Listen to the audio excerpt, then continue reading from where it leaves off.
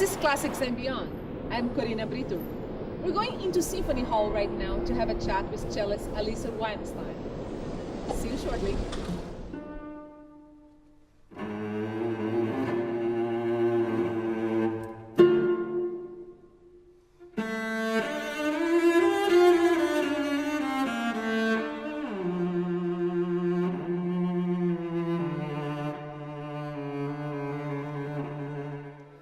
Chance to catch up with Alisa Weilerstein.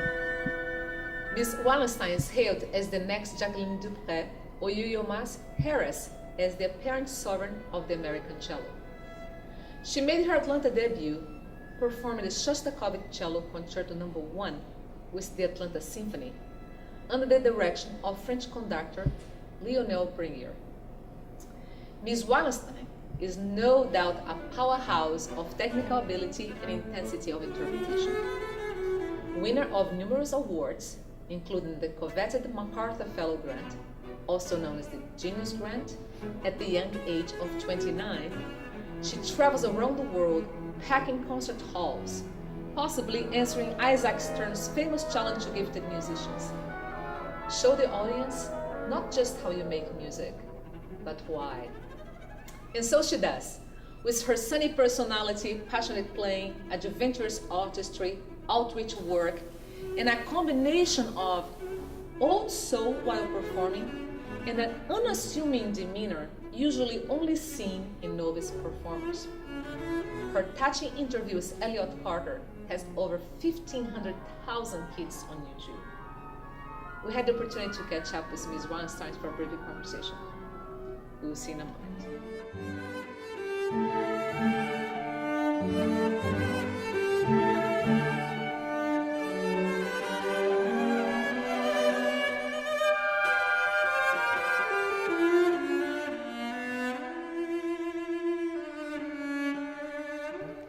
Today we have the wonderful privilege of talking to Alisa Weilerstein. Alisa, welcome to Atlanta. Thank you so much for taking the time from your busy schedule to talk to us. It's my pleasure. So I wanted to start by saying that should we blame everything on the Rice Krispie box? No, not entirely. But that was my first cello. Both my parents are musicians. My father's a violinist and my mother's a pianist. And they toured quite a lot, especially when I was a little girl. And they also practiced and rehearsed in the house all the time. So I was very lucky. I was surrounded by music, from the time I was in the womb, really. So at one point, so I can get to what you're referring to, when I was around 2.5, both my parents were away, and my grandmother was coming to take care of me. And she felt sorry for me because right before they left, I got chickenpox. So she came on the train with a present, a very big present of a string quartet that she made herself out of cereal boxes. So 2 violins, a viola and a cello, and the cello was made out of a Rice Krispies box. You could still see the Rice Krispies on the sides, the Rice Krispies logo on the sides of the instrument.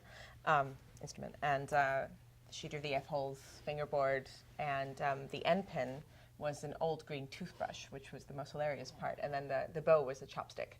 And so this was my favorite toy. I didn't want anything to do with the other instruments for whatever reason, I don't know. I was 2.5 and not exactly reasonable about those things. My parents returned to the house, of course, very soon, and they resumed their routine of practicing and rehearsing. And I was very excited because I got to participate in these rehearsals now with my little box. And they put out a small stool for me, about that high, and I would saw away at this thing, trying to make a sound. And then this became very frustrating because I realized I wasn't actually contributing anything to the music. So when I was 4, I said, "Mommy, I want a cello and a cello teacher." And she said, "No, you're too young." But I kept asking, so she realized it was a serious request. So when I was 4.5, I got my first real cello, and it was about that big, 16th size. So that was that's the story of the Rice Krispies box. Now, I read that you play a 1790 Willem Forest cello. Correct. Can you tell us the story on how you found it? Yes, actually, it was kind of by default. When I was 15, I had the great privilege to, I kind of won an opportunity to borrow a Goffriller cello, which is a world-class Italian priceless instrument, and from the Stradivarius Society of Chicago. And then it was supposed to be an indefinite loan, but for several reasons, it wound up not being an indefinite loan. I had to give it back after a year, and this was a small tragedy in my life. I was very, very attached to the instrument, and the instrument that I owned at the time was okay, but it was really, there was no comparison at all. So I was pretty devastated, cried the whole way home after I had to give it back. But they happened to have this beautiful 1790 Forster in the shop, and Forsters are known to some of us as a poor man's Stradivarius, because it's a tiny, tiny fraction of what a Stradivarius costs. Of course, it's still very expensive, but it's it's not at all in the same price category. But they sound really great, and so I tried this instrument, fell in love with it, and it's mine. So. But do you still dream of owning a Stradivarius? Sorry? Do you still dream of owning a Stradivarius? Oh, sure. I think every instrumentalist does. Yes, absolutely. Now it's interesting what you mentioned, which falls right into Leonid Kavakos, the Greek violinist. Yes, he was discussed, I think, with the Strad magazine, and about how now all the major instruments, the Stradivarius, the Deus Jesus, and so forth, all owned by foundations big corporation or foundations. Museums, it is just. It's sad because a lot of them are not being played. Sad. Yeah. It's a real shame. And becomes out of reach of musicians. It's just out like of you reach had to of return. Any normal person. I mean, it's. I mean, it's impossible. These are multi-millions now. Yes, I mean, it's impossible to imagine. Became out of reality, and I think lost absolutely. The instrument was made to be performed, to be played, and exactly. I mean. And this is also a very recent phenomenon. I mean, it's since the 80s, really, that these instruments have been so out of reach of musicians. They became investments. It's unfortunate. The auctions, they really drove up the prices. So. You're someone who is always pushing to play more of contemporary music. Absolutely. And, it's interesting because there's this piece by Elliott Carter, and although it has been written some time ago, it still sounds still sounds very contemporary, so like it wrote yesterday. And I have two questions here. One is, well, first I'd like to hear about that wonderful interview that you did with Elliott Carter. Yeah. How that experience was for you. Oh, this was amazing. He, I should say, Elliott Carter, sadly, he passed away about 4 months ago at the age of 103. So he was... I did this interview with him in July, last July, and this was 4 months before he passed. But it's funny. I mean, of course, it's he lived such a long and productive life. But he seemed one of those people who was just immortal. I mean, his memory was perfect. He was completely lucid. He was happy. He was composing every day until the day he died. Apparently, the day he died was the only day in his life he ever said, "I feel like composing today." So this was absolutely amazing. It's inspirational, and I think you saw in the video. There's one moment which they managed to capture, which I was so happy about because I was about to record his concerto. I recorded the concerto in September, and the CD came out a month later with the Elgar, and I had actually never performed it, and so I was very eager to play it for him. This is a very rare chance you have to play the work for the composer, because we play so many works by dead composers, of course, classical musicians. And so anyway, I gave him we had a little question-answer session, and then I said, Mr. Carter, may I play for you? And he said, "Oh, sure, but I don't hear very well anymore, and so I won't say anything to you." I said, "Oh, okay." Took my cello out, and I sat very close to him, like about where these ottomans are in front of us. And he was sitting here, and he had this gigantic magnifying glass, and he had these suspenders on, from the 30s, and he looked really adorable. It was very funny. And he had the score in front of him, looking like this. And so I started to play. And just after he had said he wasn't going to say anything, 7 seconds later, he said, hold on a minute. This note doesn't speak. You have to do it again. Okay, so I started again, 15 seconds. No, hold on a second. And he started to work in this great detail. And we worked for about 20 minutes or so like that. And then he said, okay, thank you for playing so beautifully, and thank you so much. I'm going to have supper now. And so it was fantastic. I enjoyed every second of it. Yeah, the video actually has many hits on YouTube. Yes, it's absolutely it's adorable. It is absolutely adorable. The Oh, interaction between you two, but the interaction, you know, it's priceless. I recommend everyone to see this video. It's just absolutely awesome. I hope we get some more hits now. Yes, yes. And the second question relates to that by playing, living composers is. What's the difference actually between playing, a Shostakovich piece, you never met Dmitri Shostakovich, and playing a Gabriel Cahain or, another living composer? Well, I try to make it as similar as I can in the sense that, Shostakovich was very detailed about what he wanted in his score. I mean, he really marks when, the dynamics and the character is quite clear. However, I can't ask him any questions. And when I played with Gabriel Cahain and with Lara Auerbach, another composer I work with quite a lot, we actually played together. So we were playing works for cello and piano. They were sitting at the piano, of course.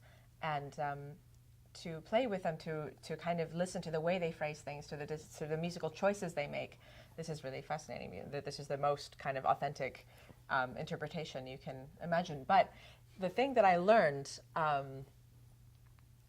about working with living composers is that their ideas also change. So something that they may have written when they, like a dynamic, let's say, or a timing that they might have written to the music, that's living too. I mean, they playing it, they say, oh no, I don't like that, and they cross it out. So even it makes me think, well, let's say even the Shostakovich, let's say if he were alive, I mean, this is everyone has a list of dead people that they'd love to meet. He's at the top of my list. I mean, he may have changed his mind about certain markings, and so it in a way it makes the whole experience much more open. Even working on pieces by dead composers, not thinking of these things as absolutely sacred scrolls, but as pieces that are living and evolving as well. But is there a different mental preparation? For example, I know, with a living composer, you have already, let's say, talked to the composer, and he or she told you exactly the way they want this particular phrase, or the ending of this phrase. But with dead composers, you still have some kind of liberty. I can I feel this ending here should be really, this more open, or I feel. But actually, what I'm saying is there's more liberty than you might think with a living composer as well. And that actually depends very much on the individual. Like with Osvaldo Goldhoff, for example, he wants the performer involved in decision making as much as possible. I mean, I played for him so much, and we were experimenting with things. And of course, he was quite insistent about some things, and very, very flexible and easy about others. I said, Osvaldo, can I try this? Even adding an octave or something, like adding some serious changes. And he said, yeah, try it. And whereas, let's say Matthias Pincher, another composer I work with quite a lot, he's absolutely exact about what he wanted. Absolutely exact about certain things. If he wrote it that way, that was that, which is fine.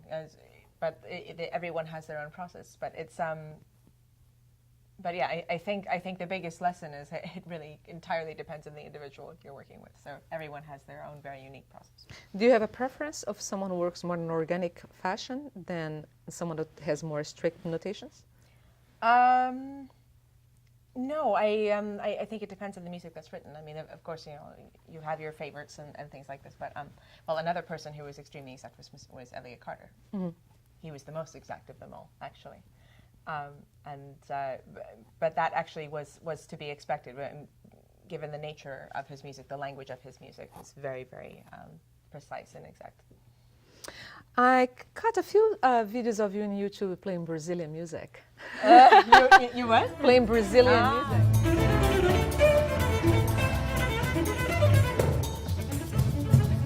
So how was that experience? Oh, it was wonderful. It was really wonderful. And actually, I played this Tico Tico with the guys that I play Azul with. And they were the ones who actually, Michael Ward Bergman, the fantastic accordion player, he's also an arranger, and he arranged some fantastic sambas and especially like folk tunes. Feira de Mangaio. Oh, It's one of my favorite pieces. Yes. I We always play that as an encore when we do our tour. so well. Really? Were you improvising some stuff that you were doing there? Yeah, I was when I said, "Why is she improvising?" Yeah, it's the only time I improvise is with those guys because I feel so fantastically comfortable with them and they are. I mean, I learn from them. I just kind of watch in awe. I mean, because improvising is something classical musicians are unfortunately not. We're not taught to do it. Mm-hmm. And it's and contrary to popular belief, it's a very different way of thinking, and it's we're very often not taught outside of that box. But they were so fantastic, and they were patient, and it just makes you feel very free, and then you can really come up with some good stuff. So no, so thank you for saying that. That's great. Tackling the issue actually of improvisation, how it relates to classical music. We often hear discussions about Bach, Beethoven, Liszt. They probably all sat down and just improvised. Oh yeah. Oh yeah. So this is a new thing that we are so. Yes, the square. And it's I don't know if you're horrible. aware of that. For example, I have been going to the American String Teachers Association's conventions, the ASTA. And for the past few years, I have been reading from year to year because now they have all these options of kids perform and compete in different styles. In jazz. So I have seen some beautiful 14-year-olds just improvising in jazz or bluegrass.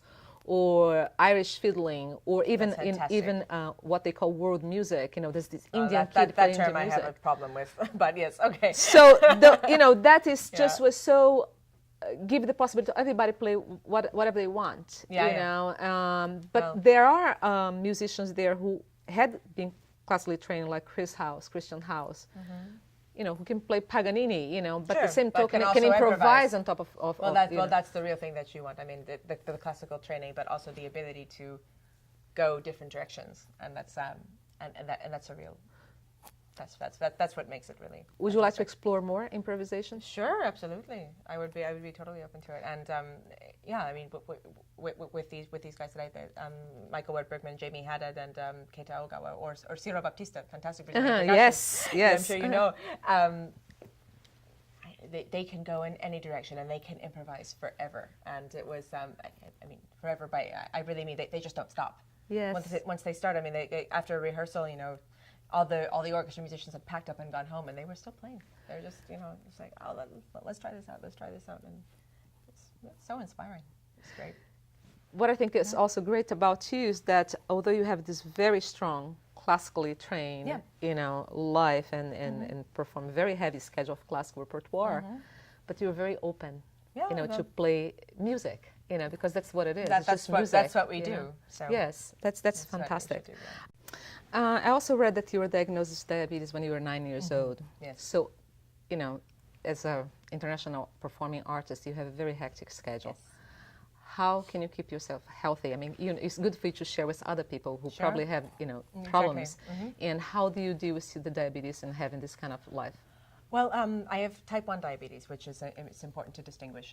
Type 1 diabetes is the juvenile type. Actually, only 10% of all diabetics have the type that I and so many others have. It is autoimmune, which means that the brain attacks the pancreas and kills off the beta cells. So I do not make insulin. So I have to inject it. That's one reason we call ourselves type 1 insulin-dependent diabetics. So I've had it for 21 years. I was 9 when I was diagnosed. And it's become, how can I say? The difficult thing about type 1 diabetes is that it is a 24-hour day, 7-day a week, 365-day a year job to manage. It's juggling food, it's juggling the insulin dosages, exercise, time zone differences, managing stress and adrenaline and everything else. However, many people that I meet have no idea that I have it at all because I'm able to manage it, and it's just become very second nature to me. The reason I do talk about type 1 diabetes now is to share the message with especially newly diagnosed children that yes, while it is certainly a thing that you have to learn how to deal with, no one's sugarcoating that because it is a challenge. There is nothing you can't do with your life.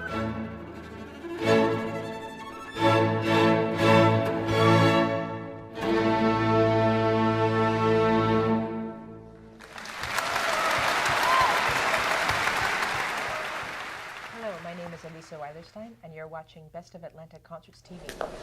Thank you for watching our interview with cellist Alisa Weilerstein. This is Classics and Beyond, and I am Corina Brito. I'll see you next time.